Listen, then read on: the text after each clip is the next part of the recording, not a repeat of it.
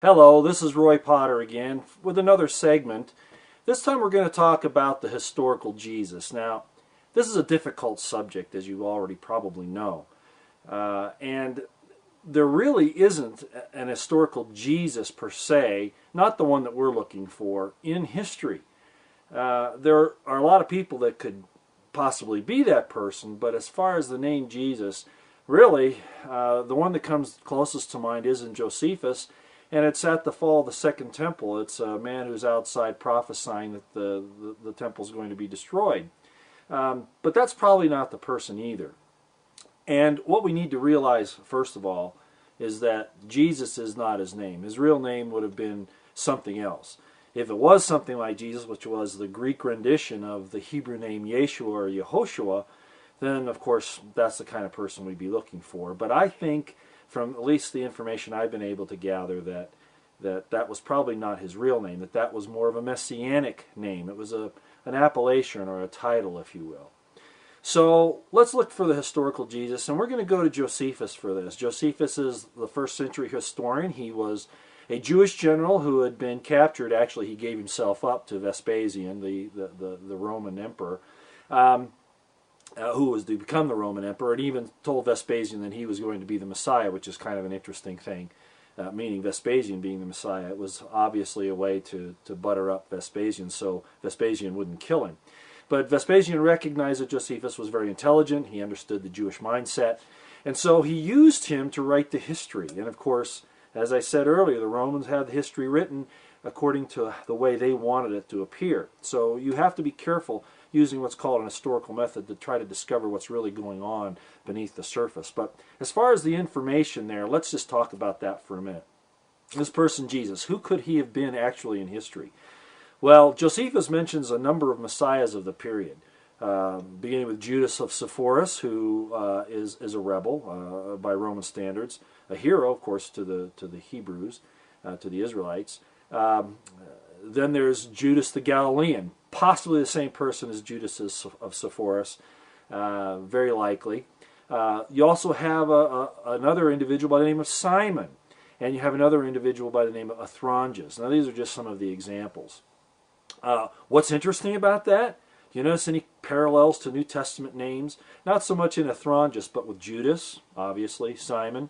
Some indications there that some things are very similar. Well, at any rate, these are military leaders.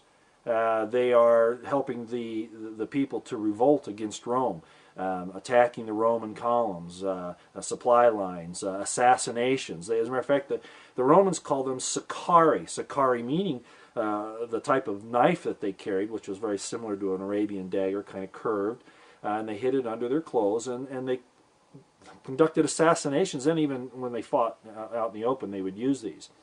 So we're talking about the Sicarii. We're talking about the Zealots. We're talking about the militants, the terrorists of the day, if you will. Of course, what they were really fighting for was their freedom.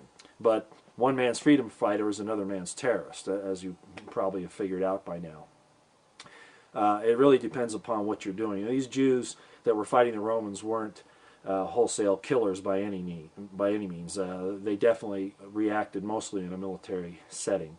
There were occasional exceptions to that, but those were normally targeted at political figures of one sort or another. So anyway, we have these three that we just talked about, and then there's another one, and this is the one that I think is very critical, because the prophet of Lydda fits the Joshua ben Joseph character, persona, prophetic profile that we talked about in the first century intro video just a short time ago. This individual had a number of followers, two in particular, and Josephus calls them deceivers, thieves, those types of names. Thieves, does that ring any bell with New Testament words? You know, Jesus was hung between two thieves. Well, the crucifixion was reserved for political insurrectionists, not for people that stole a loaf of bread. So we're talking about somebody being crucified for a political insurrection. And this prophet of Lydda was talking about taking the people back out to the River Jordan and showing them the ritual implements of Moses. That's critical as well, because the ritual implements of Moses were important to the northern kingdom. They were important to the Mushite priests, so the idea of the Ark of the Covenant in Shiloh. And they were at odds in the northern kingdom with Judah in the south, who wanted to consolidate power around Jerusalem. This is an historical anomaly and difficulty that we don't have time to talk about today. And of course the northern kingdom didn't exist in the time period of the first century that we're talking about, but the old arguments were still there. Now there are some indications that, the Sumerians were brought in by the Assyrians earlier on, and that they're not true Israelites. But certainly some of the old Israelites that lived there may have filtered back. And that's a theory that I've been working on for some time. And they wanted to claim the birthright. And this prophet Elijah would have certainly been one of them. Pilate catches him, crucifies him, between his two main helpers. And because of that, Pilate is called back to Rome, because he caused this scene over something that he probably really didn't need to. Pilate wasn't the kindly gentleman that the Gospels portray him, or that subsequent Christian history has shown. He was a ruthless individual who would murder for small amounts of money. He was not a good man by any means.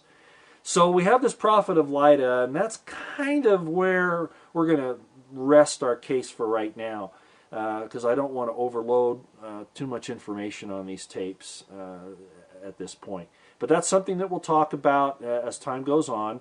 And just be aware that this little thing that I'm showing you here now, this is Judas. Judas being caught by Kepha, better known as Peter, Simon Peter. Judas was not a traitor in the normal sense of the word. As a matter of fact, the name Iscariot probably means Judas the Sicarii, leader of the Sicarii, or the assassin movement against the Romans.